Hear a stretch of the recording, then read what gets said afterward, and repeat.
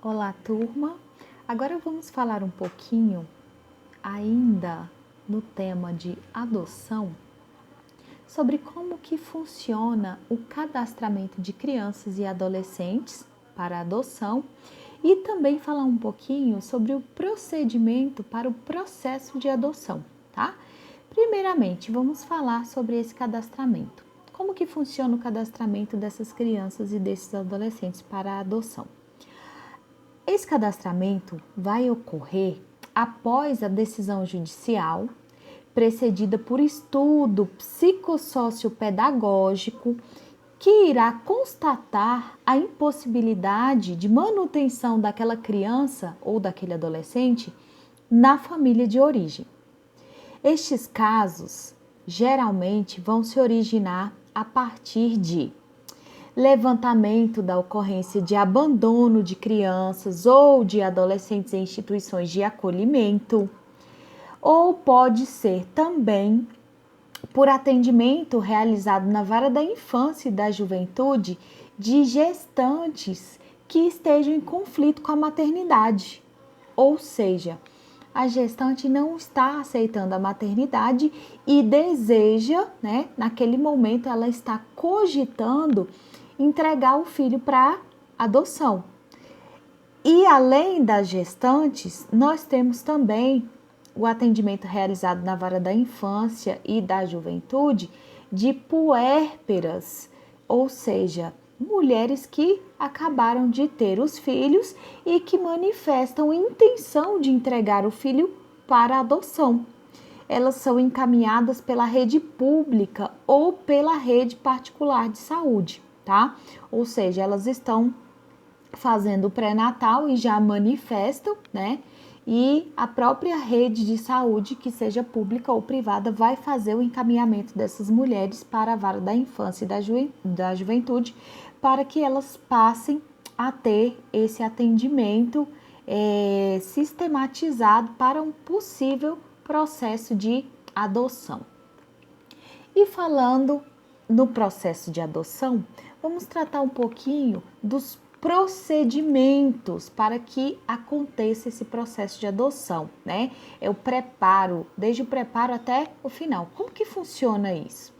Primeiro, é necessário que se faça uma solicitação de inscrição para adoção, Para que o Estado ele tome conhecimento de que aquele casal, de que aquela pessoa quer efetivamente adotar e que haja o início do estudo para se verificar se não há incompatibilidade daquela pessoa com a medida, que é a medida de adoção, uma medida irrevogável, Caráter de irrevogabilidade. Então, em virtude de algumas mudanças que nós tivemos aí na lei, na nossa legislação, trazidas aí pela lei 12.010, que vem falando do processo de adoção, as pessoas interessadas em se habilitar para adoção, elas devem inicialmente procurar assistência jurídica particular, de um advogado para fazer a orientação, já que vai funcionar por meio de um processo, ou que seja por meio da própria defensoria pública, Para quê? Para que esse advogado ele possa peticionar sua habilitação para adoção junto à Justiça da Infância e da Juventude, tá? Então, pode ir sem, alguns estados aceitam, Mas o ideal é que aquela pessoa, aquele interessado, aquele casal interessado ou individualmente, A pessoa individualmente possa buscar a ajuda de um advogado para que possa orientá-lo na tramitação e principalmente em relação aí à juntada de documentos, porque é uma lista bem extensa em relação a esses documentos. Se for uma pessoa só, em relação àquela pessoa, se for um casal, em relação à própria família, ao todo familiar, E após aí, então, essa solicitação de inscrição para adoção, vem então o estudo psicossócio-pedagógico. Como que funciona isso? Qual é o objetivo desse estudo psicossócio-pedagógico? O objetivo é justamente a análise global das condições ambientais e familiares do lar em que essa criança será inserida, né? Desse lar substituto. Para quê? Por que preciso passar por esse estudo psicossócio-pedagógico?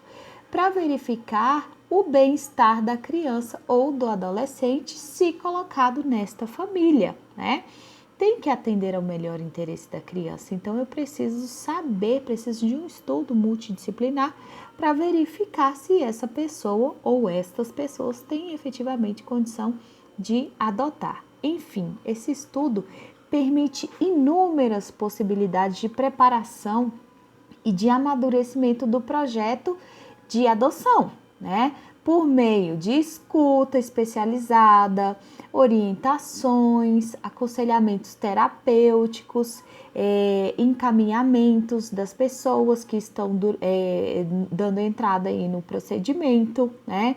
Ou seja, vão acrescentando elementos à vivência daquelas pessoas que estão sendo atendidas e que vão buscar aí o processo de habilitação para adoção, né? É justamente o preparo. Para que acontece esse preparo? Para que nós tenhamos a prevenção de futuros sofrimentos e de más adaptações entre o adotando e o adotado, né? Por quê? Porque é uma medida irrevogável. Então, eu preciso efetivamente saber se tanto a criança quanto os adotantes estão prontos, né? Se nós teremos uma relação saudável, tá? Então, é necessária a realização desse estudo psicossócio-pedagógico, tá? E após o estudo, né? Deu tudo certo, verificou-se que a possibilidade, a compatibilidade com a medida, vem então o deferimento da inscrição para a adoção, tá? Como que acontece? Primeiro, nós temos a apresentação do relatório referente a esse estudo psicossócio-pedagógico que foi realizado. Esse estudo ele vai ser juntado aos autos do processo de inscrição para adoção, ou seja, é o pontapé inicial para o efetivo processo, tá? Porque nós estávamos falando do procedimento, a parte administrativa ainda, né? Que dá origem aí ao nosso processo de adoção. Segundo, eu preciso de um parecer do Ministério Público, tá? Então, eu preciso de um parecer da Promotoria de Justiça para verificar aquele relatório, aquele estudo psicossócio-pedagógico que foi acostado aos autos. Em terceiro plano, eu preciso de uma decisão da autoridade judiciária que vai verificar, com base no estudo psicossócio-pedagógico juntado e também no parecer do Ministério Público, e vai deferir ou não o pedido de adoção, tá?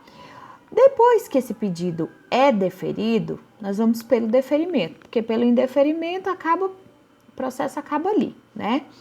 Pelo deferimento, depois que é deferido esse pedido, o autor ou os autores, né, eles poderão solicitar uma cópia do processo e se inscrever em qualquer comarca do território nacional. Claro que preferencialmente onde eles estejam domiciliados. E em relação ao tempo de espera para acolhimento, como é que funciona isso? O que é o acolhimento? O acolhimento é quando a criança vai para a família substituta, a nova família, né? E todos falam, mas demora, o processo de adoção é muito demorado, por que que isso acontece?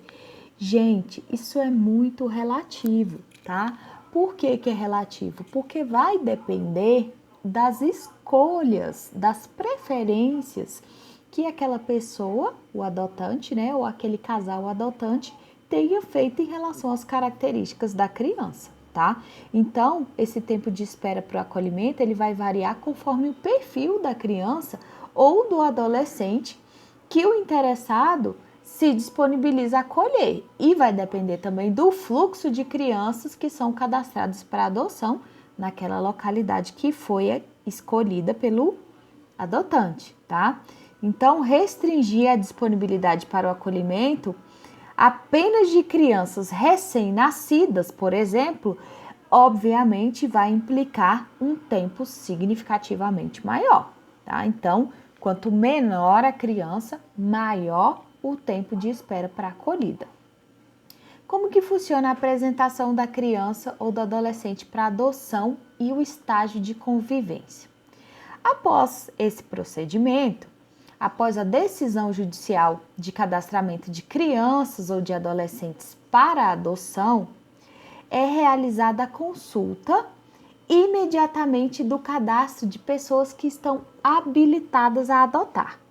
Lembra que eu falei para vocês num vídeo anterior que nós tínhamos aí um cruzamento de dados entre as características do adotado, daquele que está, né, para adoção, e os requisitos sugeridos aí pelo adotante, né? Então, essas são convidadas, essas duas partes, né? Esses dois braços aí, eles vão acabar se encontrando de que forma? Primeiro, os adotantes, eles vão ser convidados para conhecer a história daquela criança e do adolescente. Saber de onde que ele veio, o que ensejou, né, a criança a estar naquela condição de adoção. E após conhecer essa história dessa criança ou destas crianças, né, dependendo da situação aí, pode ser em relação a irmãos, o adotante, ele vai confirmar se tem ou não interesse em conhecer aquela criança, tá?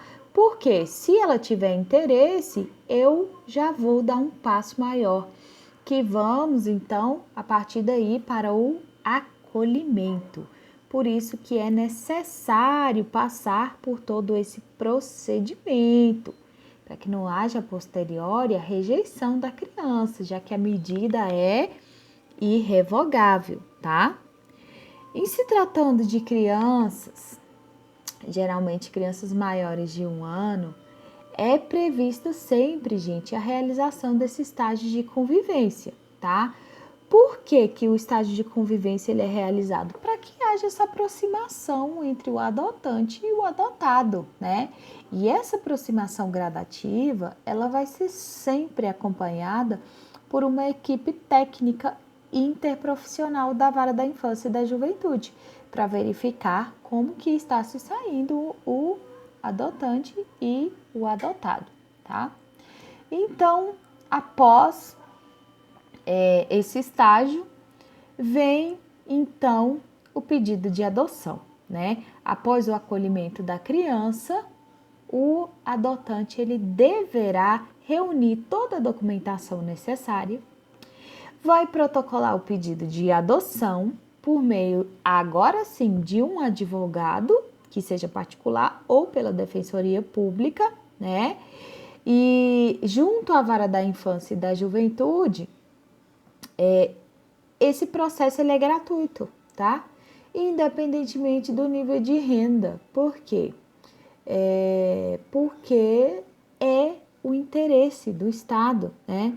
O advogado ou defensor público, ele vai solicitar a guarda provisória da criança ou do adolescente até que saia a sentença de adoção, para que essa criança ou esse adolescente já passe a conviver e já possa, esses pais, esses futuros pais, né, que eles possam exercer os atos da vida civil representando esse menor ou assistindo esse menor, dependendo da idade aí, né? Então, para regularizar a situação dessa criança ou desse adolescente até que saia efetivamente a sentença de adoção, ok? Então, é assim que funciona o nosso procedimento, que começa lá com o procedimento administrativo, conforme eu falei para vocês, que vai culminar aí na ação de adoção, ao final sendo expedida, então, aí o alvará competente, né, sendo expedida aí a sentença transitada em julgado para que essa adoção ela se torne, para que essa criança ela se torne irrevogavelmente filho do adotante, tá? E naturalmente, uma observação interessante para que vocês possam lembrar é que existe uma vedação da adoção por procuração. Vocês verificaram que nós falamos tanto do processo de aproximação do adotante com o adotado, né? Como fazer uma adoção por meio de procuração? Se nós precisamos da presença física dessas pessoas, da realização do estudo psicossociopedagógico, né? Então, por esse motivo, né, pela necessidade de se ter contato com o adotante e do contato entre o adotante e o adotado, é que é vedada a adoção por procuração no nosso Estatuto da Criança e do Adolescente. E também sendo necessária, por óbvio, a participação do Ministério Público. Por quê? Porque nós estamos falando de ação de Estado, tá? Então, existe aí essa necessidade de participação do Ministério Público. Lembrando sempre a vocês que é algo de suma importância, porque a ação de adoção é o meio pelo qual uma pessoa se tornará irrevogavelmente seu filho, ok? Então, vamos lembrar desses detalhes aí para o procedimento de adoção. Até o próximo vídeo.